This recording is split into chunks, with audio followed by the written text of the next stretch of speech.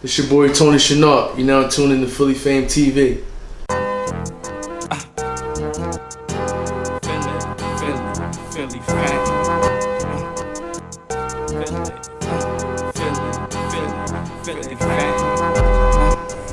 Alright, so we got Tony in the building. Sir, man. Long time overdue, Sean. Alright, what's up with you, man? Appreciate you having me on the show, man. I've been waiting. I know we supposed to link a little bit and crazy, but I definitely had to slide through and get you, know what I mean? Like, Kyle, my folks, that's your folks, shout out to Kyle. You know what I mean? He been telling me about you for years before I ever met you and shit on the bar tip. He was like, cousin Tony, man, thanks, man. I mean, so I always heard about you. And then, I met you and shit, Sean, shout out to Sean, he be coming through, so that's folks. So, I'm definitely, familiar with your story. You got a nice little story and all that I want you to share with the people. So, let's start from the beginning, man. So, you grew up in, Island section. So give them that story, how it was for you growing up, what your life was like back then. So I grew up in Allen. I grew up like Fisher Park, like kind of like 7th and like Nijo, little block, Marshall Street. Growing up was cool, man. Typical inner city kid. Grew up, just my mom and my two older brothers. We didn't have that much, but one thing my mom always taught us how to love each other and have a sense of gratitude for what you do have and appreciate where you're at in life. And growing up in Island, it was just a lot of things you learned, man. You know what I mean? You had choices. Like it was either you was hooping, playing sports, or you was hustling. And this was back before the social media era, so it was a little bit different. You know what I mean? And I chose to gravitate to playing basketball, and that was my scapegoat to what's going around my neighborhood. You see people get killed, you see people go to jail, you just see people just get addicted to drugs. And I was like, no, I didn't want that for myself. I wanted to do something where I could be a positive role model for my community, and I could have an impact on the people coming behind me. Alright. So yeah, let's get into the hooping part a little bit. Like I said, Kyle used to always tell me about you, and one of the things he told me, and you also told me as well, like when you was younger, like you was really like basically like a star in the city. Yeah, I was basketball. Cause you know how that basketball life is. They be having rankings and stuff for the young kids and all that. So you was one of them boys when it came to that, and you come in the same era as like a Deion Waiters and Malik Wayne. So you come up as young kids in that era, and you was one of the elite players from your age group. So speak on like what it was like for you being like a star basketball player as a young boy. Man, it was surreal, man. Like I just got good. Like going to 7th and 8th grade, I went to like this exposure camp in California, in San Diego, called like the Adidas Phenom camp, and I wound up being like the #1 player in the camp. And then next thing you know, I'm the #1 8th grader in the country. So that's when everything started. Like I was in high school magazines. I was constantly on the news. I had colleges offer me scholarships in 8th grade, like Villanova offered me when I was really young, and other schools as well. So in saying that, I decided to go to high school at Newman Goretti, where I'll go on to win state championships, Catholic League championships, Gatorade State Player of the Years, Inquirer Player of the Year, all those different type of awards.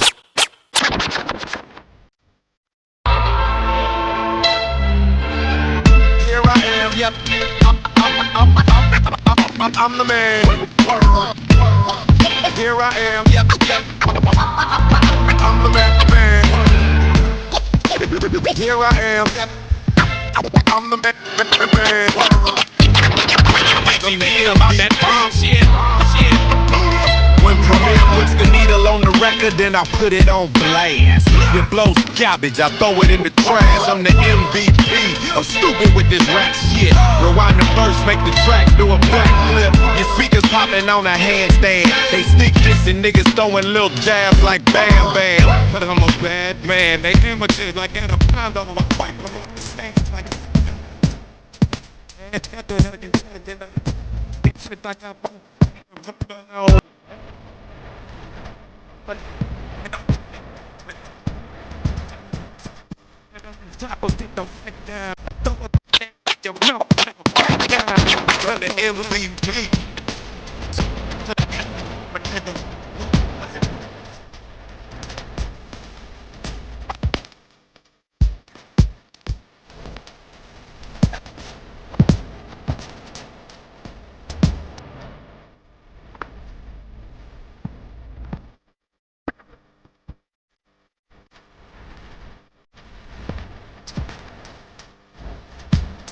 epic.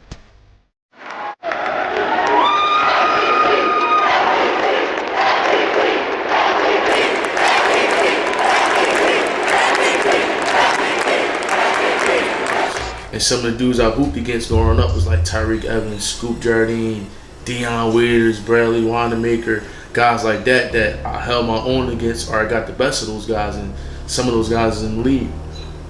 Right. And yeah, and like Deion, you know, y'all maintain a relationship. Oh yeah, we still talk. You know, like y'all was cool, like from that period of time moving forward, like man. And after your high school days and all of that. Well, I want to talk about this. Let's talk more about high school. No, I'm about to say because I want to jump too fast. Yeah, because I was about to jump past it. But I want to tell this story because I actually got hired to follow Deion Waiters while he was in high school. I didn't know who he was though, but I knew the guy. I think his name was Chris. Chris, my guy. Shout out to Chris. Yeah, that's his manager. So Chris was So at the time, Chris was I connected with him. And he was like, he knew I was doing the video stuff, so he kind of hired me to go. He was doing a documentary on Deion. Yeah. So he wanted me to follow him around, go to a couple of his high school games and something like that.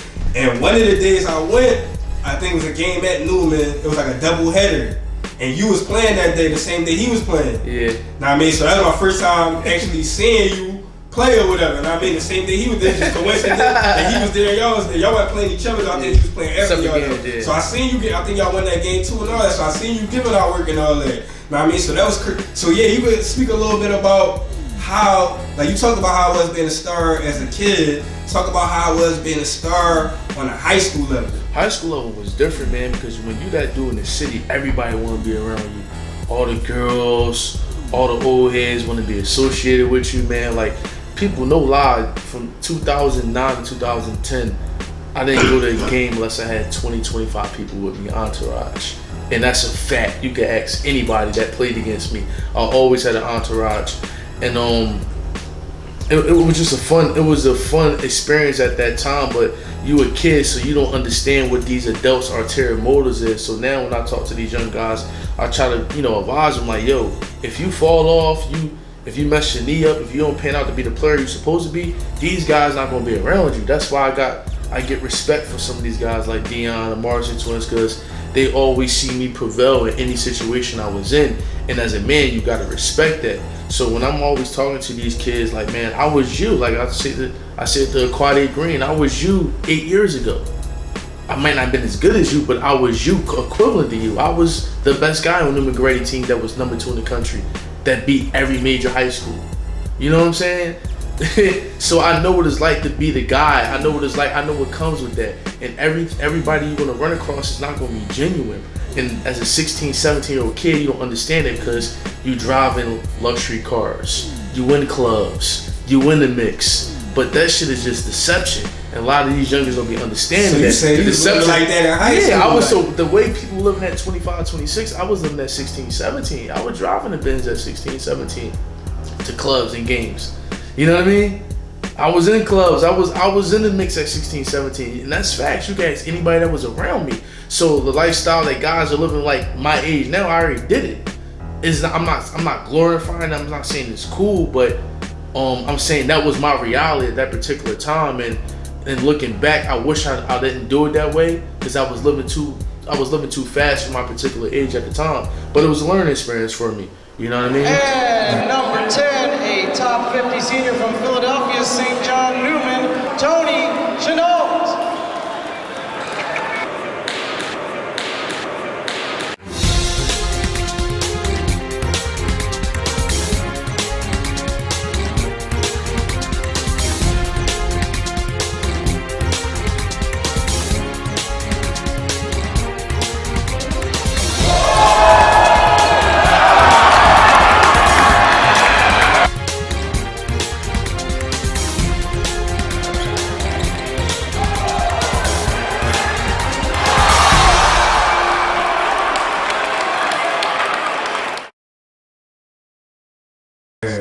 So M being one of the top high school players, you had D1 attention. Oh yeah, it was like 60 Division I scholarships in my class. It was Kyrie Irving, Brandon Knight, Corey Joseph, Deion Waiters, Harrison Barnes, and Will Barton. Like, and I was at all the major events with them.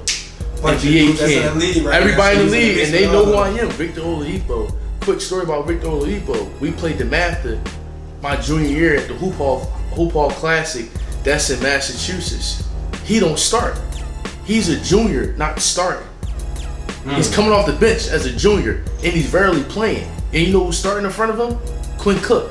Now fast forward 8 to 9 years, Victor Oladipo is worth over $100 million. So in saying that, I got a lot of respect for Rick, because Victor Oladipo stayed the course. He understood, if I keep working, I keep getting better, my time is going to richly come. And every time when I go to a Sixers game, when they play the Pacers or what we playing for, I always remind him of that. Like, yo, man, I got a lot of respect for you, because when you was in high school, you wasn't good. You just wasn't, but you got better. You stayed the course. It's not where you at this particular time in your life or your career. It's where you at 8 years from now. You know what I mean? That's the longevity, and that's what he was playing for. Right. So, and going through the course of, you know, the process of choosing schools, I mean, going on visits and stuff like that. It was typical he got game stuff. Right. You know what I mean? Yeah, it's the college experience. Right. You go to school, you know, they got the chicks waiting on you. Got everybody, got your jersey, wants your autograph, want to be around you. But the reason why I want to win to Wake Forest, and just to be honest, man, transparent, is that I felt like I had to get away from Philly at the time. Like, I was too comfortable. I had to become my own man. I had to find myself. So going to Wake Forest, 8 hours away from Philly in North Carolina, it helped me find out who I was away from basketball. And, you know, I met my best friend there, Travis McKay. I met some really good people there. I spent 2 years there. I did my thing in the ACC, and I really had a good time there, man. If I could do it all over again, I wish things haven't went down the way they did. But you know, I'm kind of at peace with my decision when I decided to transfer back home. Right. So you was the point guard, same school, Chris Paul, Jeff Teague, Ish Smith. Some of the top point guards in the league went to that school, and they would come back every summer and play with us and hoop with us. Like, I used to have CP number on my phone to talk to Teague. I still talk to James Johnson frequently. Like, they were some real good dudes, man. Certified stand-up dudes down there. Yeah. And then let's get into you transferring back home to Villanova. Like, give them the story behind that. Like, what went into the decision to transfer, and how that was for you? So people think me transferring back home was a basketball decision. That was a life decision, man. Like, my mom was severely sick. She had real bad asthma. She was constant in a breathing machine, constant in and out the hospital. And if you know anybody that's close to me, my mom is my world. And she was like, you know, one of my main influences in my life. So that's why I decided to come back home. But prior to transferring back home, my brother was killed. If anybody knew me, my brother never missed none of my games since I was 8. I didn't grow up with my pop in my life. My brother was that father figure in my life. You know, my brother was my best friend, my biggest critic, my biggest supporter. He was my everything in a sense. So when I lost him, it was like a light went off in my life, where I was in this dark place of not understanding how somebody who was doing something so positive, somebody who was giving back to his community, worked at Keystone Mercy, lose his life to something that had nothing to do with him. And then justice not being served for the dude that killed him. He's still out here. I don't know who did it, but you know, how can I believe in the system or even the police if somebody killed my brother, he lost his life, wrong place, wrong time, and they still don't know who killed him? So that make a kid like myself, like, man, like, I can't believe in this system. Dude that killed my brother still out here. You know what I mean? And it really put me in a place where just like I wasn't in the best place, in the best space in my life at that time. You know what I mean? Cause like I didn't know who was who. Like the people that was coming to games stopped coming. It was just my mom, my brother, my sister Nikki, B-Roy, Trey Deuce. Those are the only people come to my games. Everybody else just disappeared. You know what I mean? And at the snap of a finger, you go from being on top of the world to being rock bottom in the darkness. Like, you know quicksand. Like, that's how I felt like my life was my first year in Nova. No matter what I do, to do something positive, to get out this mental space, something always kept pulling me back to that dark space. So, moving past that part of your life, like, well, let me ask you this. How did you end up getting out of that situation, out of that space, man? It was even tougher because, like, yo, imagine going to a new school, new academic environment, new teammates, a whole new coaching staff, and then your brother get killed. Like, I wasn't worrying about no basketball. Like, at that time, it was real stuff going at home. My mom is living in the crib by herself while I'm at school. I don't know if people trying to do something to my mom. Like, it's all these thoughts running in your mind. Like, it puts you in the mentality like, yo, I'm gonna do whatever it takes for my mom and my people to be straight. And it takes you to a space where you can't focus on the one thing you love at the time, which was basketball. There was times I was missing for weeks at Nova. My coach is calling me. A lot of people don't know that. It was real. You know what I mean? I shouldn't have been playing basketball at that time. I wasn't in the right mental space to be playing basketball, but I tried to push through for my mom, for my brother. But looking back, I wish I would have just redshirted that year to get mentally right. I wasn't mentally right. And as you know, if you're not mentally in a good space, you're not going to perform at your best. And I'm not using no excuse, but I'm just being real. Alright. So basically, how many years was you at Newry? For 2 years. 2 years. Because I don't know if it was both of them years, but I know one of them years y'all went kind of far in the tournament. No, both. Well, first year we got knocked out by North Carolina in the first round. Second year we was the number 2 seed. We lost to UConn. Okay. But yeah, my first year, like, it was, like I said, man, it was a struggle. Like, it was just, everything was new to me, new teammates. It was just like I had to reincarnate who I was as a person, man. Like, you know what I mean? It was just like a real uncomfortable. Like, I had to get uncomfortable being uncomfortable. If that makes sense in that situation. But I had some real good teammates up there and good coaches that got me through that process. And then, like, you know what I mean, even after my first year there, my second year, I lose my mom. You know what I mean? Right before my senior year, my mom passed away. So that's another hurdle I got to battle. And then after my mom passed away, I was done with basketball. I wanted coach right office. You could ask him, like, yo, I'm done. And like, no, you got to finish. Like, no, I'm done, man. I don't want to do this no more. It's just, because if life constantly just throwing you these different curveballs, it's like, man, I just got to figure out life first before I do anything. You know what I'm saying? Like, imagine you losing the 2 biggest people in your life in a 9-month span. Now you're a grown man, you gotta figure it out. It's just me and my brother Sean. He working, he like, yo man, how we gonna pay this bill? Like, yo bro, I don't got no money, I'm in school, like, I can see some of this Pell check money, but that's it. And it got super real. And I appreciate all those people who did try to step up and help us during that time, and those people know who they are. Right. So, how was it for you, once you speak on this, so you go from being projected, you know what I mean, a lot of people expecting you to be to not playing. Right. Right. So a lot of people was expecting you to be where some of these people that you was in the same class with, the Dion Waiters and all these different people, they're expecting you to be on that level based on how you was as a kid.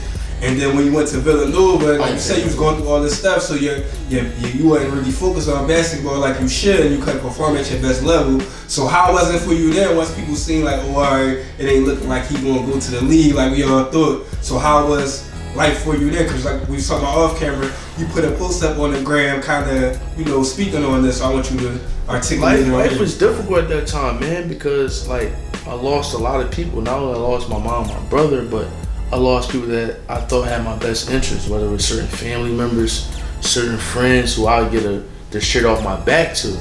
Like, they not answering the calls no more. You know what I mean? They not coming to the games no more.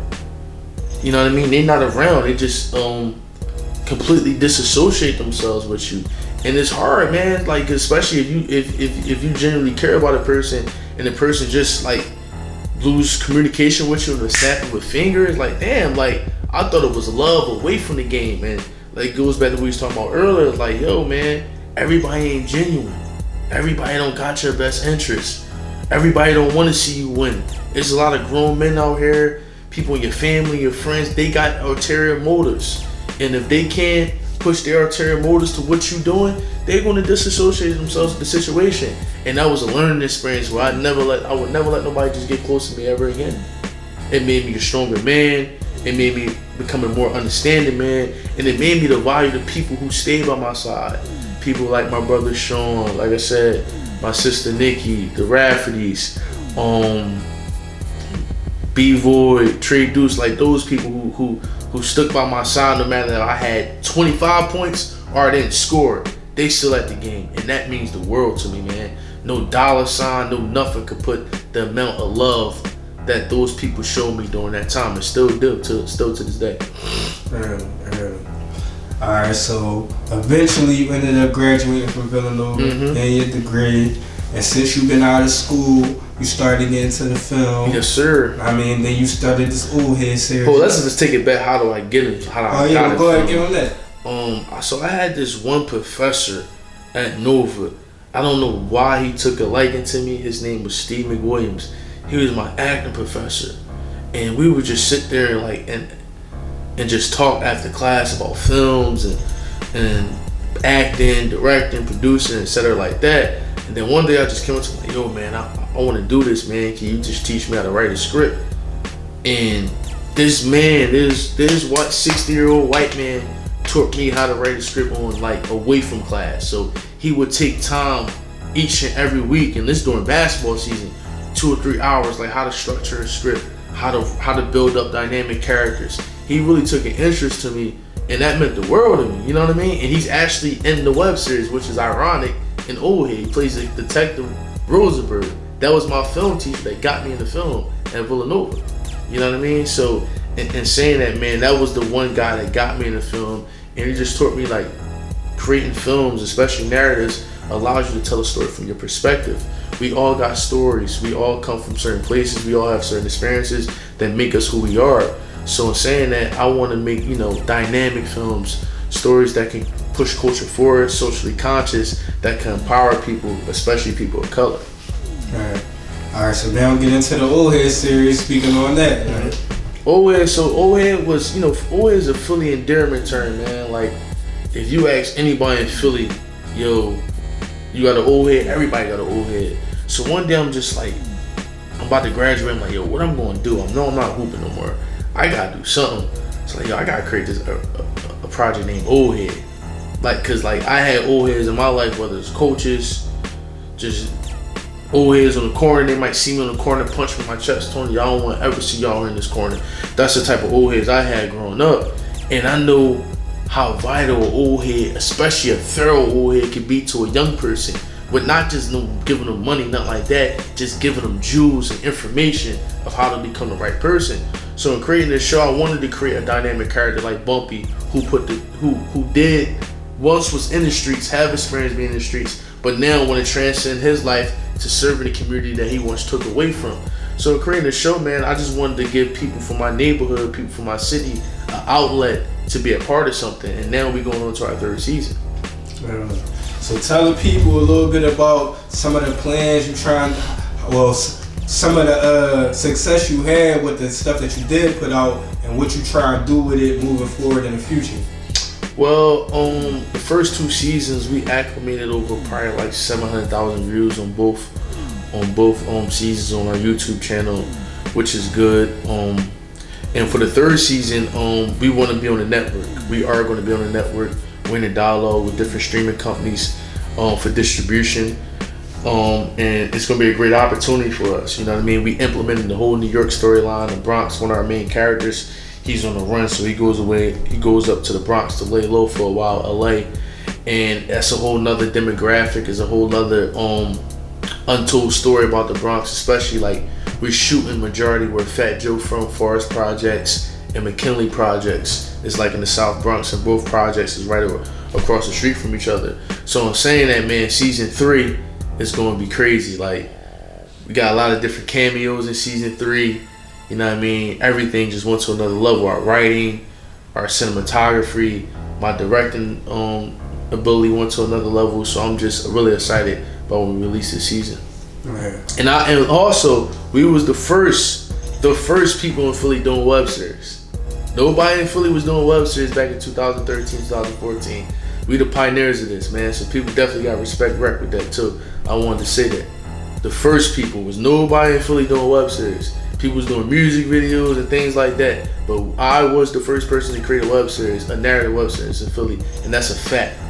So you heard it. It's a fact. Man. So alright. So speaking on that, like tell the people like if they tuned in and they ain't watch it, they not familiar with it, like plug the info how they can watch them. Yeah. So the first 2 seasons of Old Heads on YouTube. Just type in Old Head web series. Like I said, our 3rd season is going to be on a streaming platform, so it's not going to be available on YouTube. We're going to release our trailer for the 3rd season this summer. So we got a lot of exciting updates as far as like we're gonna do an Old Head like big like screening, and we're gonna do an Old Head like community day where we have a basketball game. You know what I mean? We're gonna have our cast and crew play against each other and do some other community outreach things as well. Plug the. I see y'all getting into the production and the studio thing too. Know what I mean? So speak a little bit on that. Like I meant to come to the event you sent me to, but I was tied up. But yeah, so we had this Battle of the Beats thing because we're actually doing a soundtrack for season 3. We actually partner up with Chennault, his production company. They're gonna co-produce a soundtrack for this season, which we're really excited about. So we've been really looking for producers who got the best beats. So we had this thing called Battle of the Beats, and this dude, this beat maker from Philly named PC Beats won it twice, and he's the truth, man.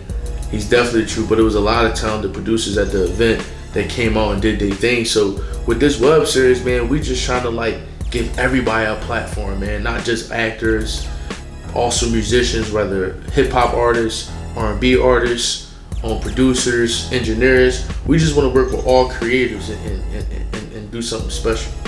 Alright.